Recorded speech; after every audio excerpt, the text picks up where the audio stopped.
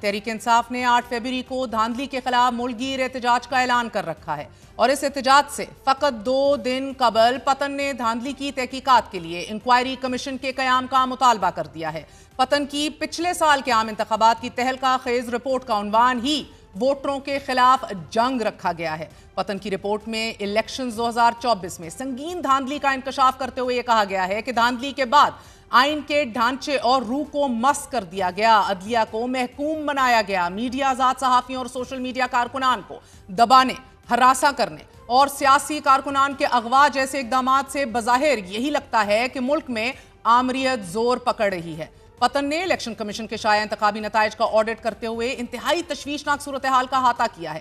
Report میں کہا گیا ہے کہ الیکشن کمیشن ستمبر 2024 تک اپنی ویب سائٹ پر انتخابی نتائج کے فارم تبدیل کرتا رہا۔ الیکشن کمیشن الیکشن ایکٹ 2017 اور الیکشن رولز 2017 میں دی گئی زیادہ تر ڈیڈ لائنز کو پورا کرنے میں ناکام رہا۔ ماضی کے برعکس الیکشن کمیشن نے انتخابات کے 1 سال بعد تک بھی انتخابات میں حصہ لینے والے مرد اور خواتین ووٹرز کے ٹرن آؤٹ کا اعلان نہیں کیا۔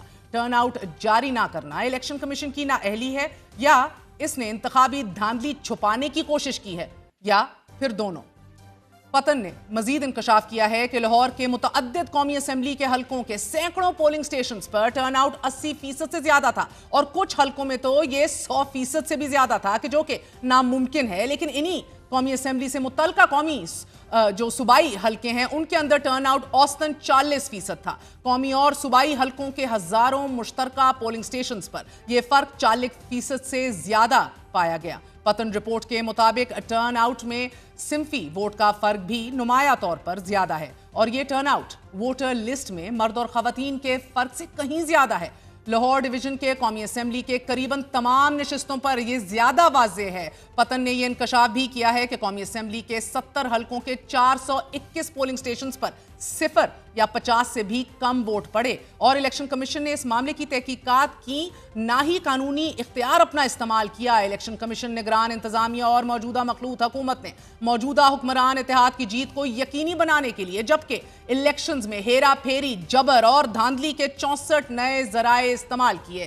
It is very damning report indeed for the current setup and for the Election Commission of Pakistan. ناظرین، اس رپورٹ کے مطابق ووٹوں میں دھاندلی اور ہارنے والوں کی جیت کے درمیان کئی معاملات میں براہ راست تعلق نظر آتا ہے۔ انتخابات سے پہلے اور پولنگ کے دن کے ذرائع اور ووٹوں میں دھاندلی کا مقصد مثبت نتائج حاصل کرنا تھا اور انتخابات کے بعد ہونے والی دھاندلی کا مطلب یہ ہے بقول اس رپورٹ کہ ارباب اختیار اور مملکت کے سارے وسائل چوری شدہ عوام کے مینڈیٹ کو بچانے میں مصروف ہیں، مثال کے طور پر پیکا کا نفاذ اور 26ویں آئینی ترمیم وغیرہ۔ پتن نے یہ بھی لکھا ہے کہ سپریم کورٹ آف پاکستان کے فل بینچ کے احکامات کے باوجود پارلیمنٹ اور 2 صوبائی اسمبلیوں میں خواتین و غیر مسلمانوں کے لیے 5 درجن سے زائد ریزرو سیٹس ابھی تک خالی ہیں۔ اس سے وفاقی اکائیوں کے درمیان آئینی مساوات مسخ ہو گئی ہے، اس لیے نامکمل مقننہ کی جانب سے منظور کی جانے والی ہر قانون سازی میں قانونی حیثیت اور عوام کے اعتماد کا فقدان ہے۔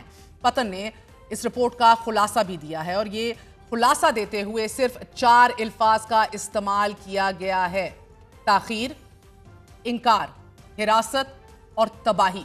رپورٹ میں پتن نے اپنی سفارشات دیتے ہوئے یہ مطالبہ کیا ہے کہ عام انتخابات میں دھاندلی، دھوکہ دہی، ہیرا پھیری کی تحقیقات اور ذمہ داریوں کا تعین کرنے کے لیے انکوائری کمیشن قائم کیا جائے اور فی الفور خواتین اور اقلیتوں کی مخصوص نشستیں جو کہ ابھی تک خالی ہیں انہیں مکمل کیا جائے۔ پتن نے سپریم کورٹ سے بھی اپیل کرتے ہوئے الیکشن کمیشن پر بھی زور دیا ہے کہ وہ خیبر پختونخوا اسمبلی کے ذریعے سینٹ انتخابات مکمل کرے۔ آئین کے تحت وفاقی اکائیوں کے درمیان مساوات قائم کرنا لازمی ہے۔ ساتھ ہی یہ مطالبہ بھی کیا گیا ہے کہ انتخابی عمل، ووٹوں کی گنتی، نتائج مرتب کرنے اور انتخابی نتائج کو پہنچنے کے لیے ڈیجیٹل ٹیکنالوجی کو اپنانے میں غیر آئینی انسانی مداخلت کو روکا جائے۔ تہلکہ خیز رپورٹ ہے، تہلکہ خیز انکشافات ہیں۔ بنیادی طور پر یہ رپورٹ الیکشن کمیشن اور موجودہ نظام کے خلاف کھلی چارج شیٹ ہے۔ تحریک انصاف کے سیکرٹری اطلاعات نے بھی آج ہی چیف الیکشن کمشنر کے کردار کو نشانہ بناتے ہوئے یہ دعویٰ کیا ہے کہ تحریک انصاف میں -1 کا فارمولا کامیاب بنانے میں چیف الیکشن کمشنر کا کردار کلیدی رہا اور یہ فارم 47 کے پلان میں سہولت کار رہے۔ नाज़रीन, ऐसा ही दावा इमरान खान ने भी आज किया है, जो अभी आपको आगे चल के बताएंगे। पतन की ये रिपोर्ट एक ऐसे वक्त जारी हुई है कि जब इसी इंतखाबी धांधली और मैंडेट चोरी के खिलाफ तहरीक इंसाफ एहतजाज करने जा रही है, जबकि एहतजाज को हतमी शक्ल भी दे दी गई है। तहरीक इंसाफ इस्लामाबाद में एहतजाज नहीं करेगी, सिर्फ KPK में जलसा किया जाएगा। इस्लामाबाद के काफिले स्वाबी जलसे में शिरकत करेंगे और इसी तरह जनूबी पंजाब के 13 अजला के नुमाइंदगान अपने अपने हलकों में एहतजाज करेंगे और सिंध की क़यादत कराची समेत अपने हलकों में एहतजाज करेगी। ताहम लाहौर में मीनार पाकिस्तान का जलसा हुकूमती इजाजत से मशरूत है। आज ही लाहौर हाई कोर्ट ने डिप्टी कमिश्नर को अहकामात जारी किए हैं कि आज ही जलसे की दरख्वास्त पर फैसला कर लीजिए। तहरीक इंसाफ की क़यादत दावा कर रही है कि तहरीक इंसाफ कारकुन डरे नहीं हैं, बल्कि पहले से ज्यादा तादाद में निकले।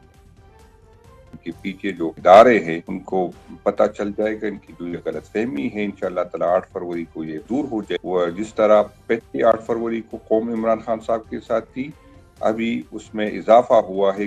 26 नवंबर की इससे पहले जो रियासत ने जो जबर किया, जो जुल्म किया, जो आइन को पामाल किया, कानून को वोटों तले रोन डाला, तो इससे लोगों में इमरान खान से मोहब्बत भी बढ़ गई और हुकूमत वक्त और उनके पीछे जो इदारे हैं उनसे वो लोगों के फासले भी बढ़े। वज़ीर आला अली अमीन गंडापुर ने भी अपने पैगाम में मुल्क भर के कारकुनान से कहा है कि वो जहां जहां हैं अपना एहतजाज रिकॉर्ड कराएं, जबकि साबिक वज़ीर आज़म इमरान खान ने ना सिर्फ अपने चीफ मिनिस्टर को मुतनब्बे किया है, लेकिन एक बार फिर चीफ इलेक्शन कमिश्नर पर आर्टिकल 6 लगाने का कह दिया है। इमरान खान का आज कहना है कि पाकिस्तान इस वक्त टाउट्स के कब्जे में है। एक ऐसा टाउट सिकंदर सुल्तान राजा भी था कि जो 2024 इलेक्शन चोरी का सरगना है और इस पर आर्टिकल 6 के तहत कार्रवाई होनी चाहिए ताकि दोबारा कोई ऐसी हरकत ना करे। इशारों पर नाचने वाला एक अकल से आरी शख्स क्रिकेट से लेकर खारजा और दाखिली अमूर समेत सिक्योरिटी मामलात का माहिर कैसे हो सकता है? इमरान खान का कहना है कि पाकिस्तानी कौम अपने मैंडेट पर डाले गए इस तारीखी डाके के खिलाफ 8 फरवरी को पूरे मुल्क में निकले और अपना एहतजाज रिकॉर्ड करवाए। सिर्फ 17 नशिस्तें जीतने वाली पार्टी को इक़्तिदार देकर अर्दली हुकूमत मुल्क पर मुसल्लत कर दी गई है कि जो कि पाकिस्तान के हर इदारे को तबाह कर रही है। इमरान खान कह रहे हैं कि मैं अदलिया की आज़ादी के लिए दी गई 10 फरवरी की पाकिस्तान भर की बार एसोसिएशन और वकला की कॉल के भी हिमायत करता हूँ। मुल्क में कानून की हुक्मरानी के बगैर किसी किस्म का इस्तेहकाम, स्टेबिलिटी मुमकिन नहीं है और कानून की हुक्मरानी आज़ाद अदलिया के बगैर मुमकिन नहीं हो सकती। जिस तरह 26वीं आईनी तरमीम के जरिए अदलिया को कंट्रोल करने के गर्ज से मुल्क में आइन और कानून की धज्जियां उड़ाई गई हैं, इसके खिलाफ पाकिस्तानी अवाम में शदीद नफरत पाई जा रही है। इमरान खान कह रहे हैं कि जो हालात हैं इससे ये तासुर मिलता है कि मौजूदा निज़ाम जमहूरियत के खिलाफ बाकायदा बरसरे पैकार है और रोज़ एक ऐसा नया कदम उठा लिया जाता है कि जो जमहूरियत की रूह के ऐन मुनाफी हो। पीका का कानून अगर लागू करना ही है तो सबसे पहले शहबाज शरीफ पर लागू किया जाए। इमरान खान का मानना है कि शहबाज शरीफ ने मुल्क की तारीख के सबसे धांधलीज़दा इंतखाबात को फ्री एंड फेयर करार दिया। उन्होंने 26 नवंबर को भी झुटलाया और यह कहा कि कोई शहादत ही नहीं हुई, लिहाजा पीका कानून के तहत सबसे पहली सजा शहबाज शरीफ को मिलनी चाहिए। नाज़रीन, अली अमीन गंडापुर को भी मुतनब्बे किया गया है। उनका कहना है 18वीं तरमीम के तहत किसी भी सूबे के IG और चीफ सेक्रेटरी की तकर्री सूबाई हुकूमत की स्वाबदीद है। एक मरतबा फिर आइन की धज्जियां बखेरते हुए सूबाई हुकूमत के दिए गए 3 नामों को अपने पैकेट लॉस के जरिए रद्दी की टोकरी में फेंक दिया गया और खैबर पख्तूनख्वा में वफाक की मर्जी का IG इंस्टॉल कर दिया गया है। मैं अली अमीन गंडापुर को खसूसी हदायत जारी कर रहा हूं कि सूबे की अवाम के हकूक का तहफ़्फ़ुज़ आपकी जिम्मेदारी है। मुल्क के बाकी तीनों सूबों में पहले ही हमारे कारकुनान के खिलाफ जुल्म और बर्बरियत का बाजार गर्म है और अगर KPK में भी हमारे कारकुनान को ये सब बर्दाश्त करना पड़ा तो इसकी जिम्मेदारी सूबाई हुकूमत और वज़ीर आला पर होगी। हमारे किसी वर्कर के खिलाफ कोई ज्यादती हुई तो फौरी एक्शन लेकर IG को फारिग करना है। दूसरी तरफ पूरी की पूरी ऑपोजिशन इकट्ठे होने के लिए बैठकें लगाए बैठी है। तहरीक इंसाफ की क़यादत भरपूर एहतजाज के हवाले से मुतहर्रिक तो है, लेकिन साथ ही जमात इस्लामी ने भी 8 फरवरी को मुल्क भर में एहतजाजी मुजाहिरों का ऐलान कर दिया है। ऑपोजिशन हुकूमत के खिलाफ महाज गर्म रखना चाहती है और इस हवाले से ग्रैंड अलायंस की तैयारियां भी हैं ऑपोजिशन पार्टीज की। कल रात की मुलाकात और मुल्क में फकत 1 साल बाद ही नए इलेक्शंस के मुतालबे के बाद आज ही सबसे बड़ी खबर, वजीर आजम शहबाज शरीफ मौलाना फजलुर रहमान के घर पहुंच गए अपने वफ्द के हमरा। ऑपोजिशन के ग्रैंड अलायंस बनाने की कोशिशों में शहबाज शरीफ और मौलाना फजलुर रहमान की मुलाकात इंतहाई अहमियत इख्तियार कर गई है।